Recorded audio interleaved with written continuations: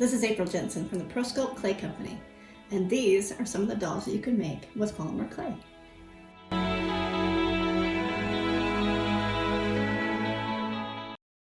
Hey guys, welcome back to our Grinch series. We're having a great time sculpting these with our children's summer sculpting series, so I hope you like this one. Here I'm going to give you some finishing touches to our fur, and then I'll show you how to finish up the legs and do the hands as well. Enjoy! Alright, so we have our Grinch guy, and I'm just finishing up doing the fur, and now I'm going to add these little bits of fur that are kind of poking up just a little bit to give it some more dimension. And here I'm just using my Johnstone 3-in-1 tool and just cutting into the clay slightly.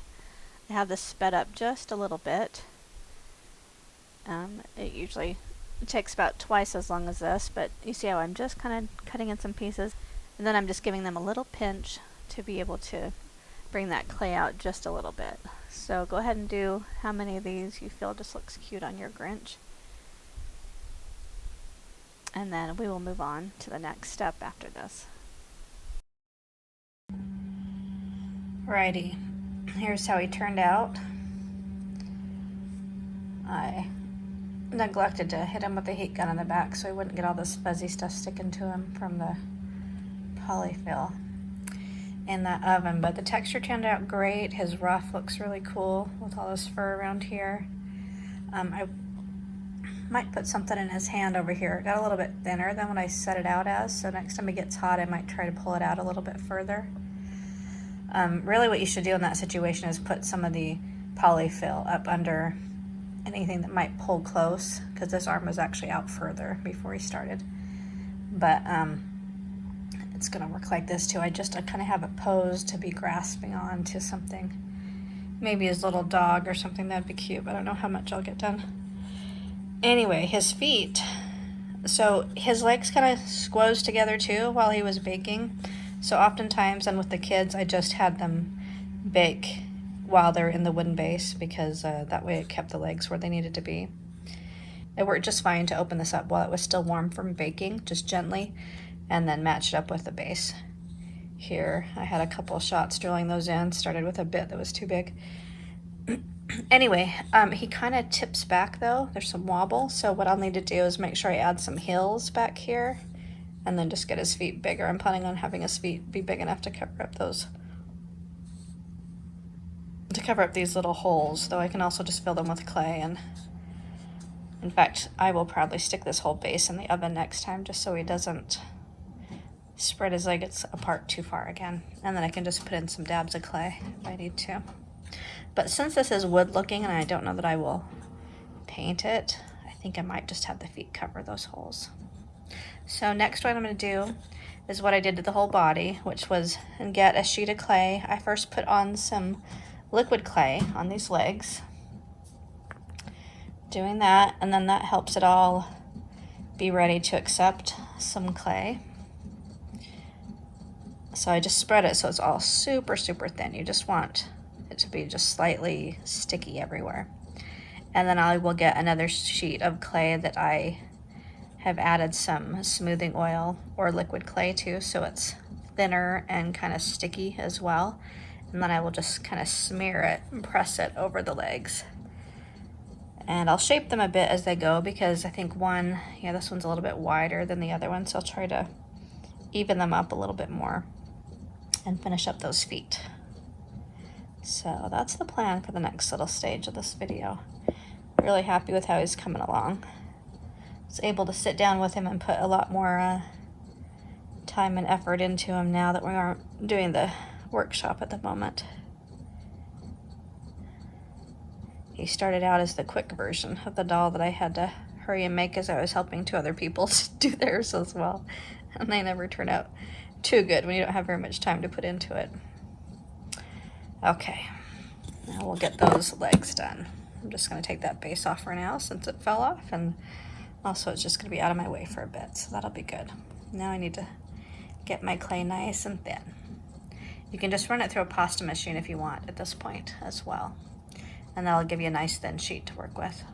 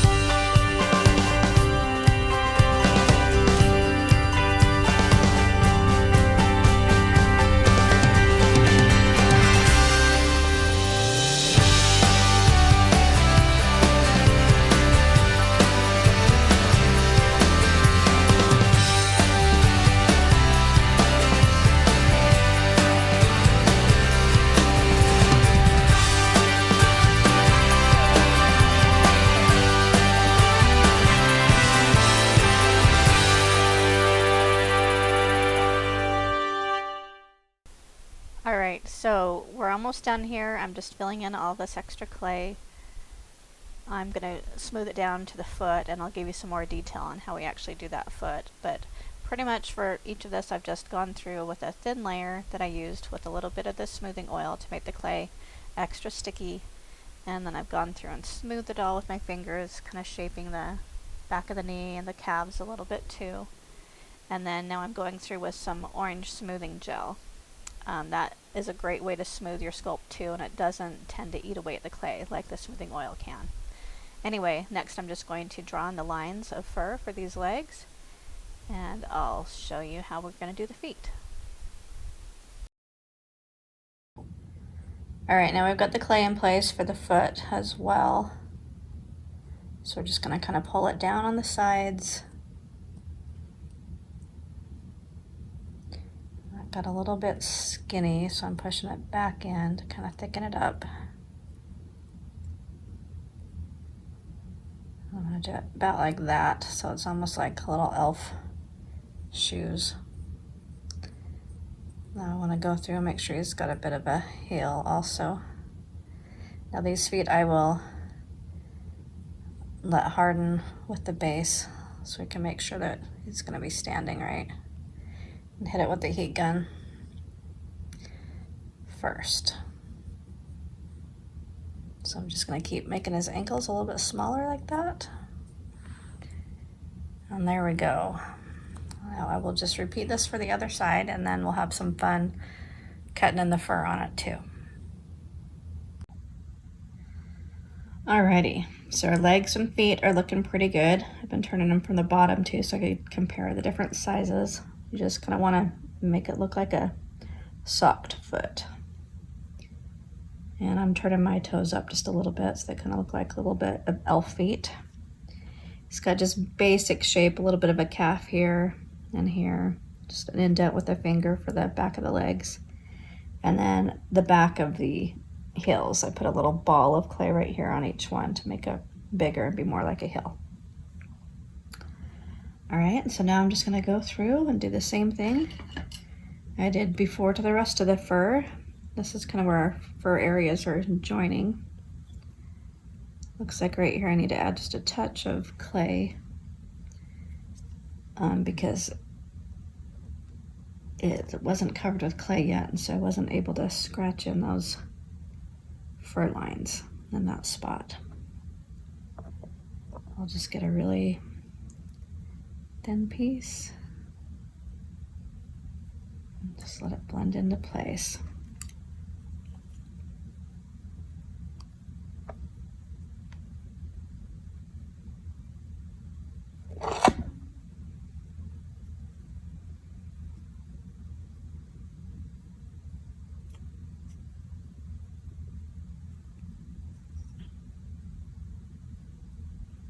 This is what I've done with all of the surface area, so I can get that fur put in there. I could have done it the last step before when I'd smoothed it all.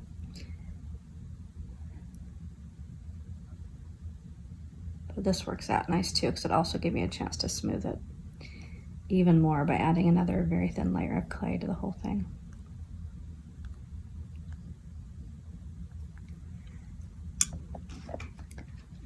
Now I need a drip of smoothing oil.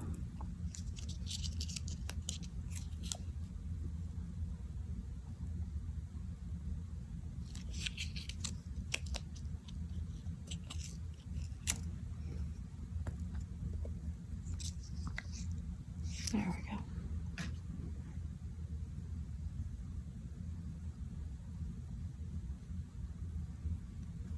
So it's going to make it smooth in really, really well.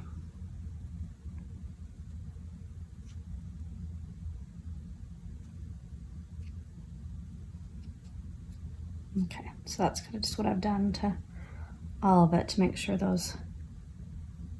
all the spots have some clay that I can draw lines into. I think we need a tiny bit on his belly right here too.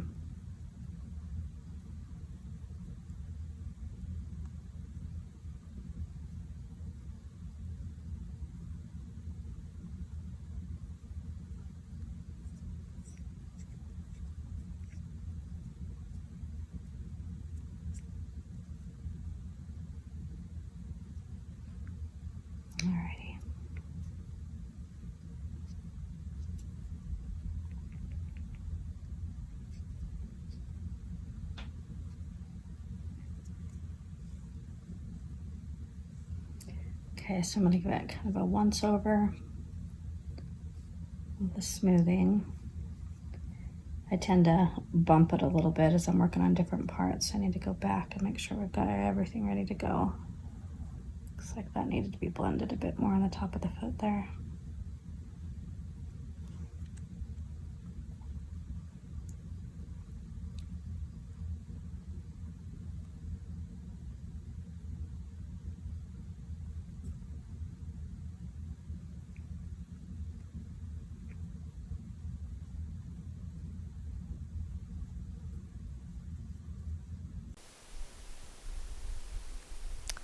And lastly here, we are going to create some hands.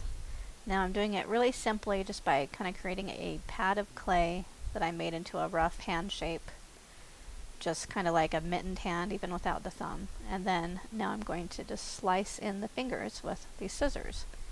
Now I'm going to give this Grinch just 3 fingers so it kind of has a character sort of feel to him.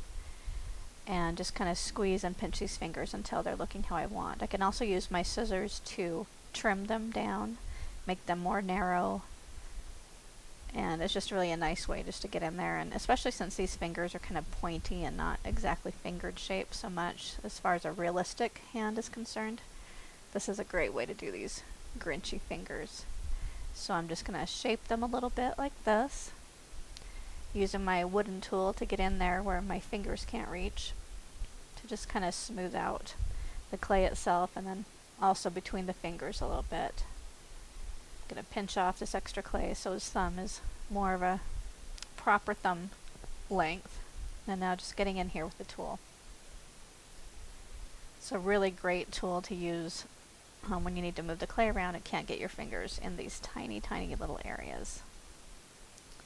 So when I make a hand, I like to use kind of a tube of clay that I flatten out the one end to turn into the hand, because then the rest of the clay that's kind of the tube shape gives me something to hold on to. And that way for a lot of it, I'm only touching the clay to support the fingers. The more you touch the clay, the warmer it gets. Especially in the summer months, you need to be a little bit careful of that. So now we're going to put this hand on our doll, and I'm deciding that that little bit of extra clay is just going to get in the way, so I'm going to take some wire cutters and very carefully just cut away some of this clay, being careful to not cut the wire beneath until I decide exactly how long I want that wire.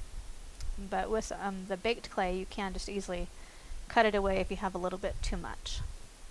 And again, it's always better to have a little bit too much and be able to cut it away than not have enough. So I decided I wanted that wire to extend between 1/2 inch and 1/4 inch into the hand and wrist itself. Usually not more than that, because you can run into the problem of the wire poking through the palm of the hand. Though if that ever happens, you can just bake the hand and then go back in afterwards and add a little bit of extra clay against the hard clay, cover up the wire, and bake it again. So now I just need to smooth this into the wrist nicely, and one of the best ways to do this is to use some smoothing gel. So I'm going to get out a little bit of smoothing gel now and just put some on my fingers, and just use my fingers to kind of really press and rub that wet clay into the dry clay so we can get a nice smooth transition. So that's where we're at with this Grinch doll. I hope that you'll be inspired to make one for yourself. I've got a few more details to do. I need to attach the head properly, kind of finish detailing the face a little bit. I'm going to make sure the head is secured to the rest of the body, and then also adjust the feet just a little bit, because there's a slight bit of wobble on the base and he needs just a little bit more underneath his heels. But I'll show you how I do that in the next video. And then the last thing to do will be paint him. So excited to see how he's going to turn out.